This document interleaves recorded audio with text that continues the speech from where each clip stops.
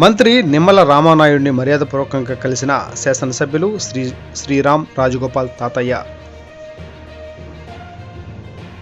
ఎన్టీఆర్ జిల్లా జగ్గయ్యపేట నియోజకవర్గం వత్సబాయి మండలం పోలంపల్లి దగ్గర మున్నేరు పాత ఆనకట్టకు పడిన గండి గురించి ఇరిగేషన్ మినిస్టర్ నిమ్మల రామానాయుడికి జగ్గయ్యపేట ఎమ్మెల్యే శ్రీరామ్ రాజగోపాల్ తాతయ్య వివరించడం జరిగింది. మినిస్టర్ సమస్యను విని సానుకూలంగా పరిష్కరించడానికి తగు చర్యలు చేపట్టవలసిందిగా జిల్లా కలెక్టర్ గారిని మరియు అధికారులను కోరారు.